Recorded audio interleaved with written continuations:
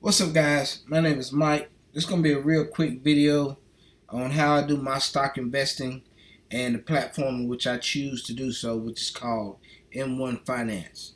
I have Robinhood also, but once I did my research on M1 Finance, I found in the long term that this brokerage works best for me, so I chose to go with this one for the bulk of my investments. Um, I'm not a CPA. This is not financial advice of any kind. Do not try to sue me. I'm just going to share with you what I got going on in my style of investing and the reason I do it like this because it might work for you also. Um, let's jump right into it, and I'm going to show you my holdings. I actually invest in over 100 different companies, which on M1 Finance is called Slices, which is basically a company. So I have 100 different companies I invest in. And these are companies that I just didn't pick out of thin air. I actually did my own research on each one of these companies and wanted them in my portfolio.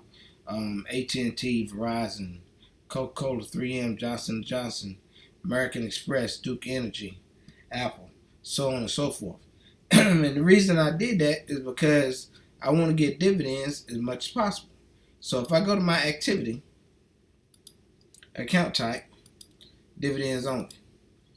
If you look, there aren't too many days in between that I'm not getting some type of dividend payment, which is exactly what I want because I want to reinvest all of this dividend payments back into the portfolio because the compound interest is just the way to go. So when I go back to my portfolio, I'm at almost $62,000. I started this on February the 3rd, and today is May 23rd. And people ask me, well, where did you get the money to invest in your portfolio so quickly? Well, I've been in my job for over 20 years. I had savings accounts in different banks and online banks to get the high yield, which they were basically paying me for the money that I had in those accounts. So when the Feds went with the zero interest rates or almost zero interest rates, I wasn't making as much money in those savings accounts.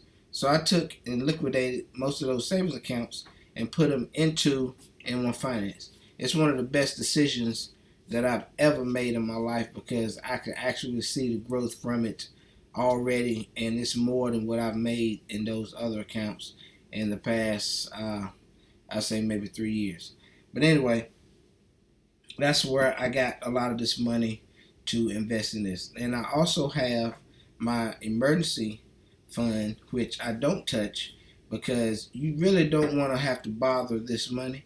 You really want to let it grow. I mean, and if you need to, if you have to, you can sell off some of your allocations and have that money put back into your cash balance.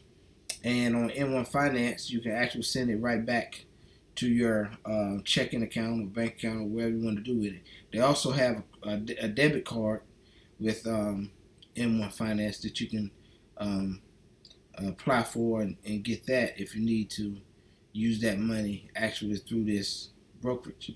But I don't choose to do that either. I have the debit card, but I don't use it. I reinvest every dime back into this. So if I'm doing research on a particular company, and I take it that you all do your own research, there's also a website that you can use called Seeking Alpha, SEEKING alpha.com. So you can type in your ticker symbol and find out a little information about the different companies that you might be looking into or willing to invest in. I'm gonna just use one out of the blue, Leg and Platt, a company that I had no kind of clue about until about a week ago. That dividend growth has been good for over 47 years, which is outstanding. So I got a couple of shares of that last week. So I'm going to catch it and buy as many shares of that before that ex-dividend date. That way I can get that return on the payout date. And I'll get into that in another video. But that's just the way I invest. And that's the way I'm going to do from here on out, is to just apply and invest in each one of these companies individually. Now you can turn on this auto invest, and whatever money that you choose to invest is just gonna put it into a little bit in each one of these companies. I don't choose to do that because, like I say, I pick it by the ex-dividend date so I can get the return off of it a little bit more quickly, and that's the way I choose to do it.